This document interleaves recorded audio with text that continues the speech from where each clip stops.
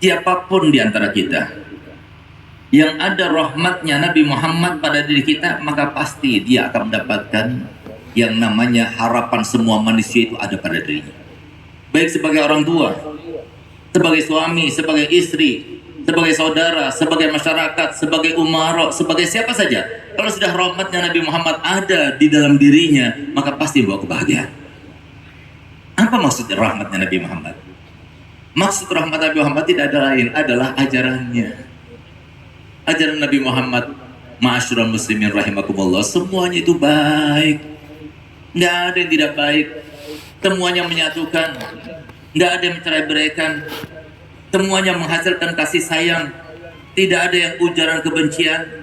Semuanya mengajarkan akhlak yang baik. Bahkan saya punya abah selalu berkata, nggak penting ilmunya, tapi yang penting itu akhlaknya. Yang paling utama itu adalah akhlaknya. Oleh karena itu, sekarang bagaimana mungkin kita akan tancapkan rahmatnya Nabi dalam hati kita kalau kita itu tidak kenal dengan Nabi Muhammad?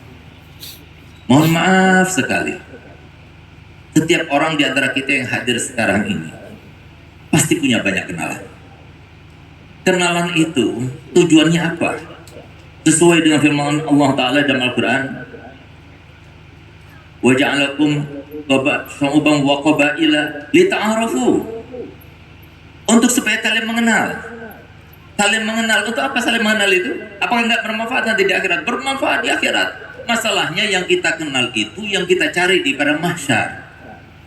Kalau yang kita kenal itu adalah, mohon maaf, teman kita fulan yang enggak sholat, teman kita fulan yang berbuat begini, begitu dan sebagainya. Enggak ada di antara mereka teman-teman kita orang soleh.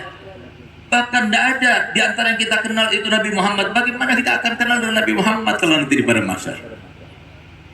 Setiap orang itu nanti akan mengeluarkan memori daripada apa yang telah tertanam di dalam memori hidupnya. Sehingga nanti yang kita cari di pada mahsyar siapa? Yang kita cari adalah yang kita ketahui dalam bilang kita. Kalau kita tahu hanya para artis, pemain bola dan sebagainya, ya mereka yang kita cari. Nggak bakalan kita mencari ustadz, nggak bakalan kita mencari habaib, nggak bakalan kita mencari ulama, nggak apalagi sampai kita mencari Nabi kita Muhammad SAW. Tapi kalau sudah yang namanya Nabi kita Muhammad ada di dalam benak kita, di dalam pikiran kita, di dalam hati kita, di dalam anggota badan kita, selalu yang kita pikirkan Nabi Muhammad, Nabi Muhammad, Nabi Muhammad. Bahkan yang paling banyak kita sebut Nabi Muhammad dengan kita baca salawat kepada Nabi Muhammad. Maka pertama kali yang akan kita ingat ketika kita dibangkitkan nanti di pada mahsyar adalah Nabi Muhammad. Itu maksudnya. Makanya Nabi Muhammad telah bersabda dalam hadisnya, wallahi la yu'minu ahadukum hatta akuna ahabba ilaihi min walidihi wa waladihi wan nasi ajmain. Kata Nabi Muhammad, enggak beriman salah satu daripada kalian sampai benar-benar aku lebih dicintainya, melebihi daripada ayahnya, melebihi daripada anaknya, melebihi daripada semua manusia, baru dia itu terhitung sebagai orang beriman. Kenapa dikatakan Nabi Muhammad seperti itu? Karena anak kita, ayah kita, orang tua kita, saudara kita, istri kita, pasangan kita, semuanya itu nanti disebutkan dalam Al-Quran, al-akhillau yawma idzin ba'duhum li ba'din. Aduh, nanti setiap orang itu yang kalian saling mengasihi di dunia dulu, nanti di akhirat saling memusuhi. Illal muttaqun, kecuali yang bertakwa tentunya. Kenapa demikian? Karena mohon maaf, sekarang ini banyak para suami yang diam, banyak para istri yang diam, tapi diamnya membatin di dalam hati. Banyak orang tua yang diam, anaknya durhaka orang tuanya, dia diam, padahal itu haknya, tapi dia tidak menuntutnya pada saat itu. Diam. Kenapa? Karena pada saat itu dia lebih mengutamakan kesian anakku daripada nanti tambah lagi durhaka. Begitu pula masyarakat dengan para umaroknya, umarok dengan masyarakatnya, semuanya saling berketerkaitan. Tapi nanti di pada mahsyar semuanya tidak ada lagi yang diam, semuanya akan berbicara, semuanya akan menuntut. Istri yang tadinya berdiam sekarang pada waktu itu tidak lagi berdiam. Dulu suamiku begini, dulu suamiku begini, dulu istriku begini, dulu orang tuaku begini, dulu saudaraku begini. Semuanya disebutkan. Karena apa? Tidak ada yang bisa menyelamatkan kita pada saat itu kecuali amal kebaikan. dan tidak dia menjerumuskan kita pada saat itu ke dalam kesedihan, kesusahan, sampai ke dalam neraka kecuali karena dosa dan dosa. Pada saat itu Allah telah berfirman, "Anad-dhalim illam antaqim alad-dhalim." Oleh karena itu para hadirin yang Allah Ta'ala, Nabi selalu menyapa kita, jadikan Nabi Muhammad yang paling kita cintai, yang paling banyak kita sebut, yang paling banyak kita ingat.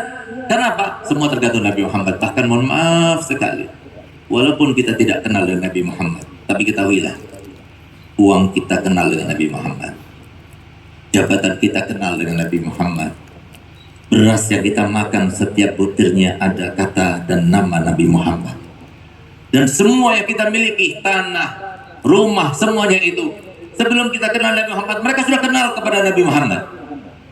Sehingga siapapun di antara kita yang menggunakan itu semuanya untuk Nabi Muhammad, maka apapun yang kita punya menjadi membahagiakan kita di dunia.